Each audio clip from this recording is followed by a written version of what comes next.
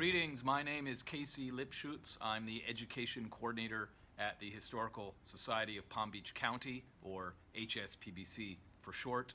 Our mission is to collect, preserve, and share the rich history of Palm Beach County. We have over 2 million periodicals, photographic images, maps, journals, architectural drawings, and research files.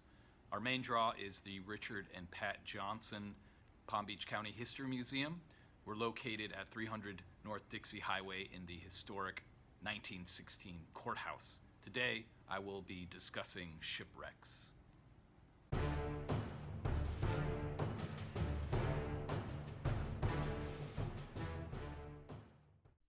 What is treasure? Is it a chest of gold, silver, and jewels? A sewing machine? A diving site? It really depends on perspective. Shipwrecked vessels held not only gold and jewels, but other treasures, items that were prized by early pioneers. Decaying hulls later evolved into recreational destinations. Today, abandoned ships repurposed as artificial reefs have become treasure, not only for residents and visitors, but also for the marine ecosystem. Before the invention of trains and airplanes, people traveled long distances by ship. With growth in both trade and immigration, ships used the natural currents of the Gulf Stream to reach their destinations more easily. Because this powerful underwater river passed as close as 2 miles from the east coast of Florida, shipwrecks caused by unexpected tempests cast survivors upon the landscape. How is the Gulf Stream important to the history of shipwrecks? Since its identification by Spanish explorer Juan Ponce de Leon in 1513, the Gulf Stream has been utilized by ships as a nautical highway. The current's proximity to the Florida coast, the often volatile Atlantic Ocean, and frequent hurricanes all contributed to an abundance of shipping disasters. The Gulf Stream is an intense, warm ocean current in the western North Atlantic Ocean. It moves north along the coast of Florida and then turns eastward off of North Carolina, flowing northeast across the Atlantic. The majority of shipwrecks were not violent, but rather the ships became stranded on the beach, and the wave activity is what broke them apart.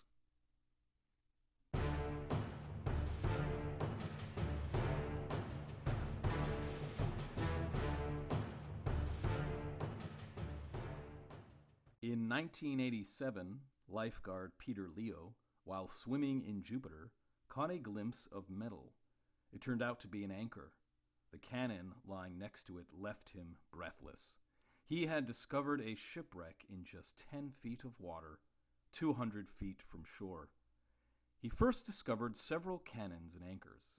The wreck was later identified as the San Miguel de Archangel, a Spanish ship that sailed in 1659 from Cuba with valuables destined for Philip IV, King of Spain.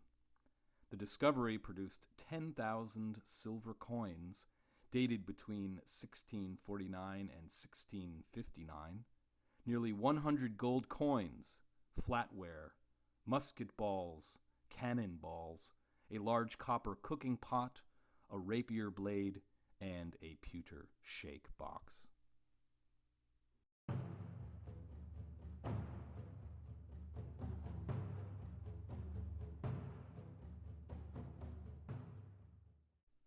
Why was the wreck of the Reformation important?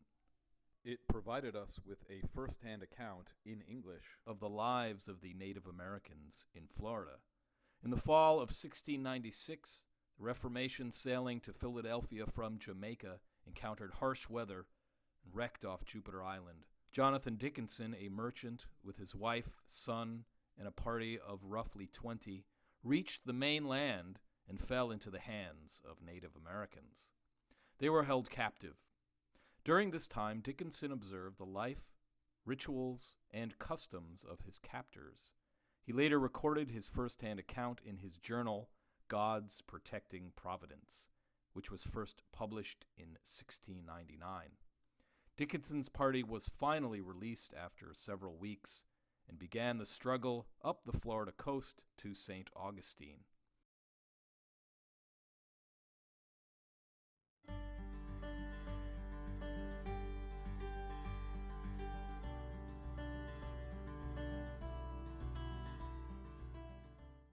The Victor, headed from New York to New Orleans, was an example of how the early settlers benefited from others' bad fortune. When the steamer drifted ashore in a storm off Jupiter, lighthouse keeper James Armour and his assistants, Charles Carlin and Hannibal Pierce, brought all the passengers and crew to safety and signaled another ship to pick them up. Hannibal's son Charlie later wrote, "Father returned at 11:30, but Captain Armour and Carlin remained, busy picking up the goods that came piling in on the beach. I went to look down the river to see if there was anything to report. The tide was coming in on a full flood, and water was full of wreckage of all kinds that had washed in through the inlet. On the east side of the dock, a dry goods box and a big Saratoga trunk had grounded, and barrels and boxes of every description were floating by me. I flew back to the house and between gasps told Father. He pushed out in Captain Amour's little cat boat, Kate, after some of the stuff that was floating toward the Indian camp. At the moment of pushing away from the dock, an immense box and trunk came floating past. He got a line fastened to it and hauled it on shore. This carton, when opened later, was found to contain 50 men's suits. The settlers rescued many other items from the Victor's cargo, which had been valued at $150,000. Perfume, butter, muslin, cognac, shirts, and a trunk full of patent leather valises.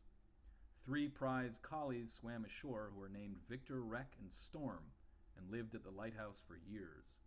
Wreck never forgot that storm and sought refuge under the bed whenever the northeasters blew.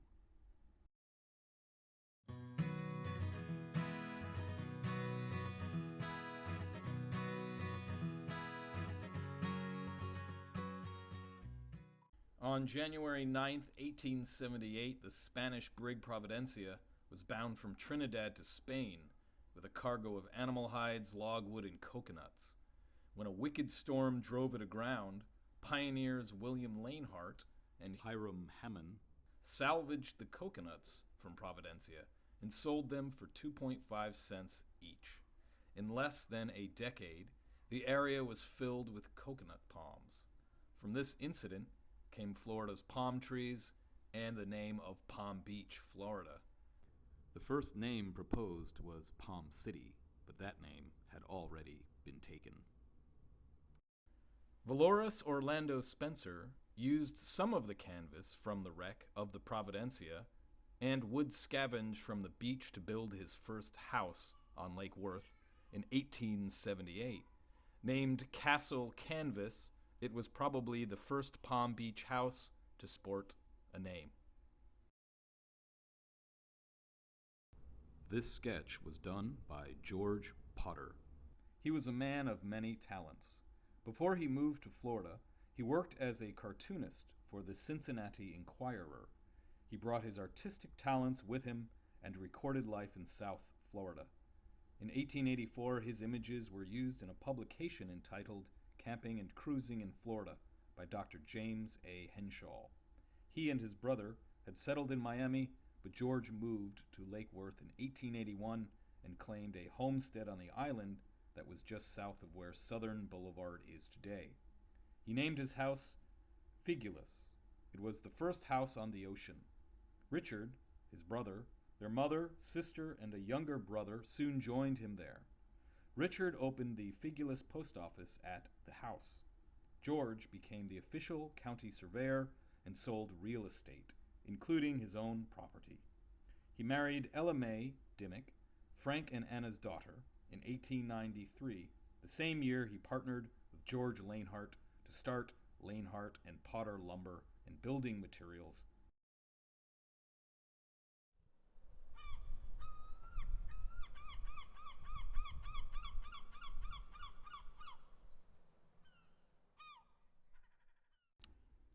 In response to the surge in shipwrecks and loss of life, the U.S. government organized life-saving stations and houses of refuge along its coasts. Under the guidance of Sumner Kimball, General Superintendent of the Life-Saving Service, or LSS, 10 houses of refuge and 2 life-saving stations were built on Florida's coast in 1876. At the Orange Grove House of Refuge, Steve and Ann Andrews served as keepers for 8 years. 4 of their children were born there. Ann served as postmistress of the Zion Post Office out of the House of Refuge from 1888 to 1892. Axel Johansen was originally a Norwegian cabin boy. He was wrecked off the coast of Florida in the late 1880s and was found along the shore by daughters of the Chester Shoals keeper. Johansen recovered and returned to Norway, but he never forgot his experience in Florida. Eventually, he returned, married the Chester Shoals keeper's eldest daughter, and became keeper of the Gilbert's Bar House of Refuge. The houses of refuge and life-saving stations ceased to be manned or stocked after 1915, ending a unique period in Florida history that impacted the lives of those who survived shipwrecks as well as those who helped them to survive.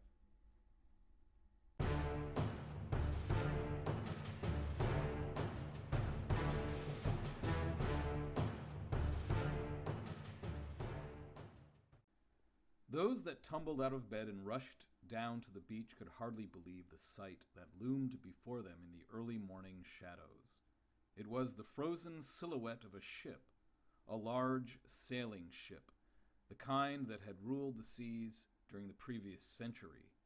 Classically built, she was equipped with 2 square-rigged masts forward and a schooner-rigged mast aft.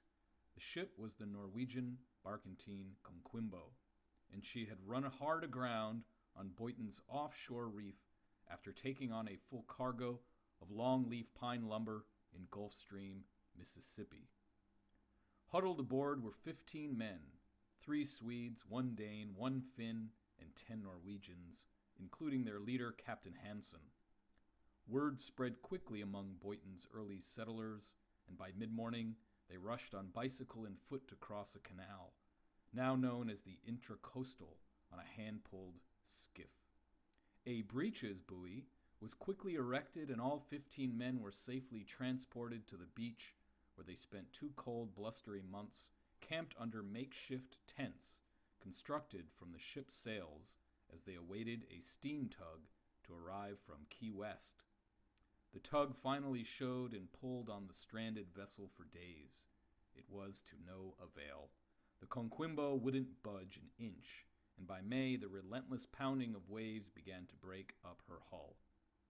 Within days, a veritable bonanza of longleaf pine, including 4x4s, 4x10s, and 6x10s, washed up along a 1-mile stretch of Boynton Beach. Men and their families scrambled to pull the bobbing wood out of the surf and stacked them in enormous heaps that reached as high as 50 feet. This is from The Wreck of the COQUIMBO by David J. Costello.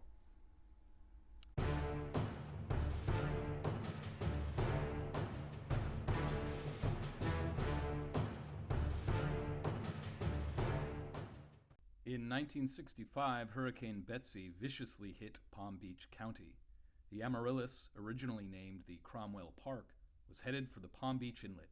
It was hit by gigantic swells that forced it toward the shallows off Singer Island. It would take 3 years to remove most of the wreckage. What remained was sunk to create an artificial reef. Today, the wreck is abundant with marine life.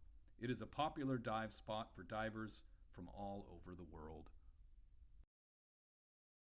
The Stuck Grecian Stern by Ian Glass, reporter of the Miami News. Riviera Beach. A once grand Greek lady named Amaryllis, now somewhat the worse for wear, checked into the Rutledge Motel here 2 months ago. The owners have an uncomfortable feeling she may be around for keeps. All efforts to get her to move have failed. Owner Rutledge Krause does see a certain humor in the situation. After all, he says it's not everyone who has a ship in his backyard. The Amaryllis is a 411-foot, 8,000-ton freighter. She was blown onto the beach right behind Krause's motel by Hurricane Betsy, September 8. Only the captain, 47-year-old Slorais Galagis, and a crew of 2 remained aboard. They spend their time sleeping, reading, playing chess, doing a few chores, and waiting for Lloyd's of London to decide what shall be done with her. Life, says Galagis, is very hard. The high and dry Amaryllis has become a big tourist attraction. Every Sunday, hundreds park by Krause's motel and walk down the beach to gawk at his uninvited guest. The 20-year-old freighter left Manchester, England empty, with a crew of 27 to pick up grain at Baton Rouge, Louisiana. She ran into Hurricane Betsy off the Florida coast. Everything was going fine, says Captain Galagis, until Betsy changed course and started pushing us toward the shore. He dropped 2 anchors a mile off the coast.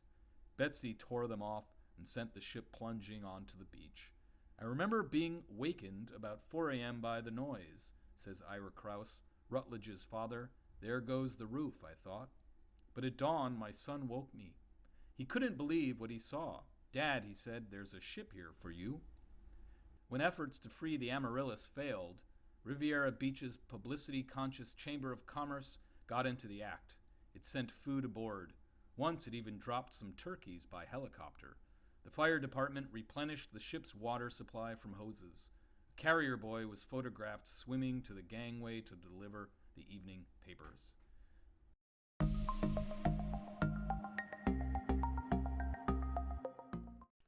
There are 150 artificial reefs in Palm Beach County. One of these reefs was created by the infamous Anna Cecilia. In 2012, the 629-ton freighter was the first American ship to directly transport humanitarian goods between Miami and Havana since the U.S. embargo began. The ship transported medicine, clothes, and furniture. In 2013, the shipments ended due to mechanical and financial problems. In 2015, federal agents apprehended 2 suspects fleeing the Anna Cecilia. They later found over $400,000 worth of contraband. After the ship was seized, it was given as a gift to Palm Beach County by the feds. The ship was sunk just north of the Lake Worth Inlet along the wreckage corridor, which includes the Mizpah, PC-1174, Amaryllis, China Barge, and the Brazilian docks.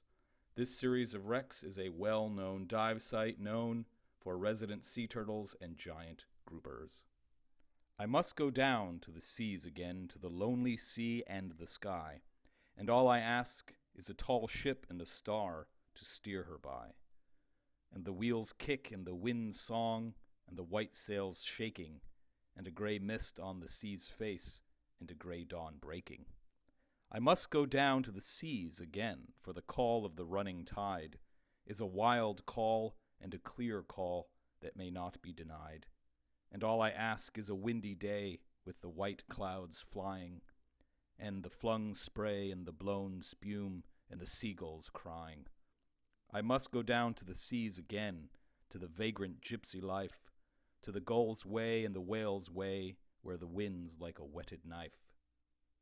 And all I ask is a merry yarn from a laughing fellow rover, and quiet sleep and a sweet dream when the long trick's over. Sea Fever by John Masefield. Thank you very much for watching. I hope you enjoyed it. If you have any questions or comments, you can contact me directly at the email address below. If you would like to find out more about HSPBC, here is our web address. I would like to thank the Mandel Library for inviting us to participate. Take care.